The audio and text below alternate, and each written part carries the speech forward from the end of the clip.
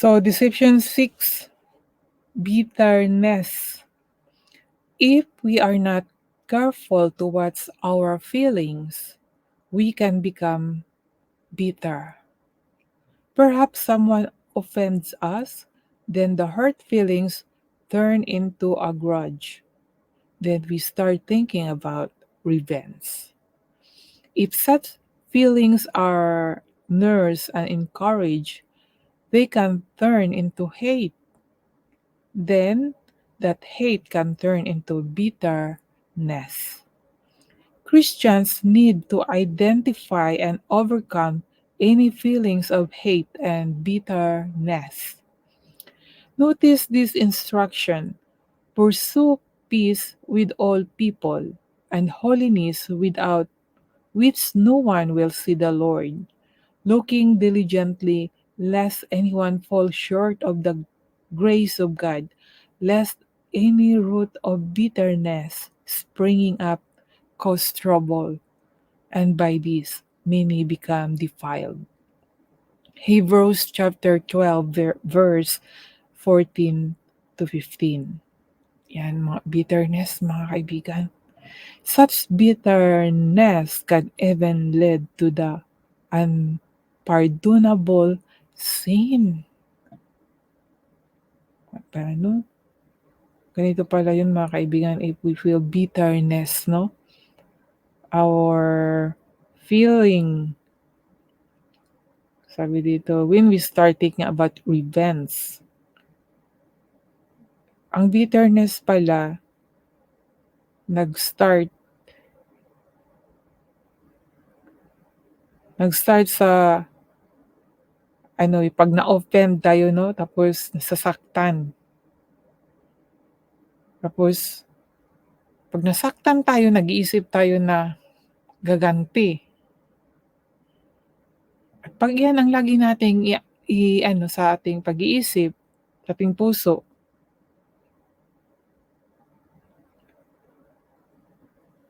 magkakaroon tayo ng suklam, di ba?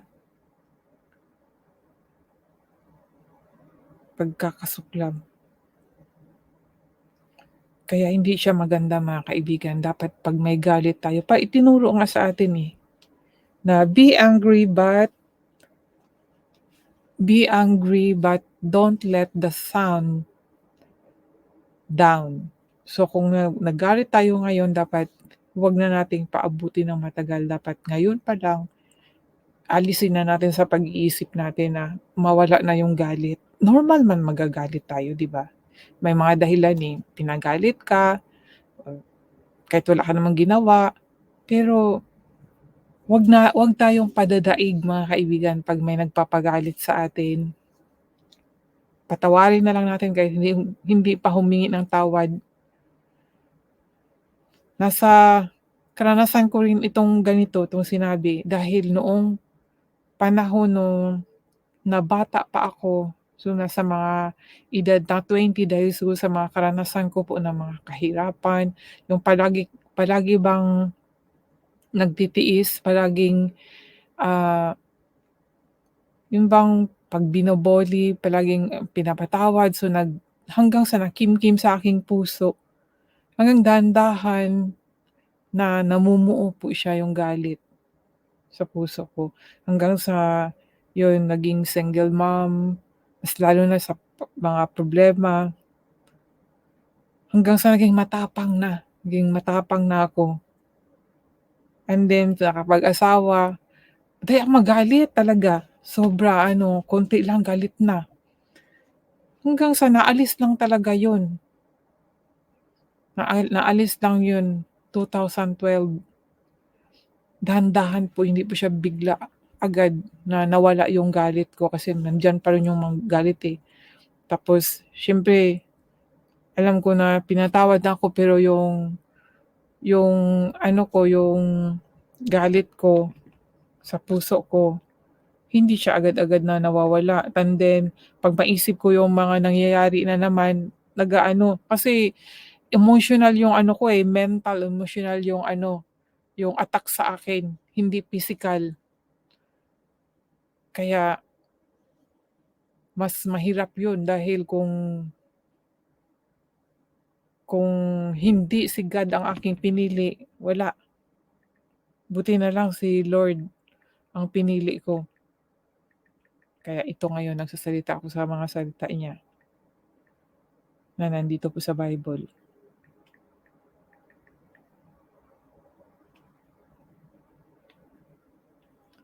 Kaya itong masarap 'pag ikaw ang 'pag ikaw ang taong magalitin, masarap po magalit. Masabi ko talaga 'yan kasi karanasan ko, eh. Kahit sino 'yon kung nakakilala sa akin noon, makapagsabi na magalitin, madali lang magalit, madali lang akong magalit.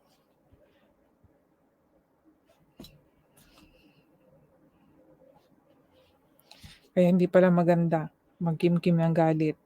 'Yun pala ay kasalanan.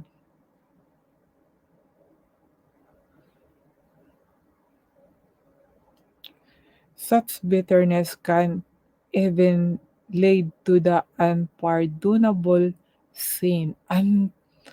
Unpardonable sin po ang sabi dito, eh, yung bitterness na 'to. Gano'n pala 'yun mga kaibigan ano. 'Pag bitter ka 'Pag bitter ka negative ang iniisip mo, eh. Tapos walang magandang ano, puro pangit yung kahit maganda yung sa iba, sa'yo pangit dahil bitter nga ang naramdaman mo sa puso mo. Kaya dapat ma-overcome kung meron po kayo na ganito, dapat mawala po ito. Dahil sinabi dito that such bitterness can even lead to the unpardonable sin, 'no? Ano ba yung unpardonable, 'di ba parang walang kapatawarang kasalanan. How can we counteract those feelings? Simply by following Jesus Christ's instructions. He told us, "But I say to you, love your enemies. Bless those who curse you. Do good to those who hate you, and pray for those who spitefully use you and persecute you, that you may be sons of your Father in heaven. For he makes his sun rise on the evil and on the good, and send rain on the just and on the unjust." O 'di ba? Ito po ang ating Panginoong Diyos, mga kaibigan. Ang itinuturo sa atin ay kabutihan po, eh. Love your enemies nga ang sabi, 'di ba? Imagine enemies 'yan, eh. Kung tutuusin mahirap siyang patawarin dahil kaaway mo 'yan, pero ang itinuro sa atin, love your enemies at makapagpatawad tayo sa ating mga kaaway, mga kaibigan. Ang makatulong sa atin ang Holy Spirit pa rin. Kasi kung wala po tayong Holy Spirit, walang Jesus sa buhay natin, mahirap pong magpatawad. Pero kung meron pong Jesus sa buhay natin, meron pong Holy Spirit sa ating puso, dahil ang Holy Spirit ay mabuti po 'yan, hindi po siya yung isang espiritu na puro masama ang itinuturo. Ang Holy Spirit po ay kabutihan po ang itinuturo. Hindi po mahirap ang magpapatawad sa mga taong kahit na sinasaktan po tayo. Totoo po 'yan. Ako hindi po yung nagsasabi-sabi lang ako, eh, dahil karanasan ko po mga kaibigan, eh. Naranasan ko po ang bitterness. Kaya nga hanggang ngayon pa rin, eh, sinasabi ko, "Lord, alisin mo na 'to." Yung ano, yung galit, palitan mo ng pag-ibig, Lord. Kaya pala kahit kahit kagabi, iniisip ko, kaya pala Lord na 'pag, magalit ako sumasakit yung puso ko. Ayaw mo pala akong magagalit. Gano'n, eh, parang ka ng Panginoon, eh. Kasi tao lang tayo 'di ba? Minsan 'pag, naisip natin, "Yan na naman, niloko na naman ako." Parang nagagalit, parang gano'n ba yung feeling, sarap talagang magalit. Pero parang parang sumakit yung ano ko, yung puso ko. Ang ginagawa ko na lang na, "Lord, alisin mo na 'tong nararamdaman kong galit, Lord." Anytime puwede po tayong magalit mga kaibigan, eh. Lalo na kung meron tayong mga kasama na hindi po mabuti sa atin, magagalit po tayo. Pero maiwasan natin ito, prayer lang po. And then yung mga verses na memorize natin, isa po 'yan sa palakas sa atin mga kaibigan. Kaya kailangan din po natin ng kahit na isang verses memorize kung para mawala yung galit o yung verses na sa pag-ibig, verse na about God who make us strength, yung mga gano'n para kung oras na makaramdam po tayo ng bitterness, iisipin lang natin yung mga word ni God, mawawala po 'yan. Ito po mga kaibigan 'no, hindi lang po yung nagchika-chika lang ako dito, nag-talking-talking, hindi, kasama po 'to sa karanasan din ko sa buhay ko. Kaya nga po nagsasalita ako mga kaibigan. Gaya po itong ano, yung bitterness na 'to at, 'pag nandito ang bitterness sa ating puso, ang isipin natin puro negative. Parang gusto natin yung tao, iisipin natin na, "Hindi naman maganda ang ginawa niya, bakit nagtagumpay 'yan?" Hindi pala dapat gano'n mga kaibigan. 'Pag bitterness na ang tao nag-iisip ng masama sa kapwa. Pero kung pag-ibig ang nasa puso, walang ano, wala siyang iisipin, ang iniisip niya ang sarili. Kagaya sa akin ngayon na Lord, salamat talaga Lord na nawala na yung mga naranasan ko na bitterness.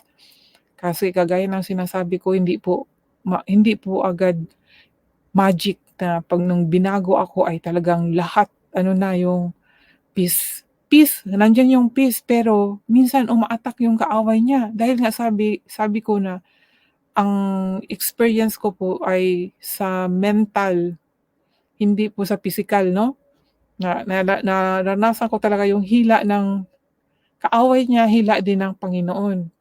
Pero pinili ko ang Panginoon. Pero nandiyan pa rin kasi ang temptation, nandiyan talaga, eh. Kaya pray lang talaga, "I trust you Lord." Hindi mo ako dapat ano, yung bang pababayaan na mahila ng kaaway niya, dapat laging magtatagumpay ang Panginoon.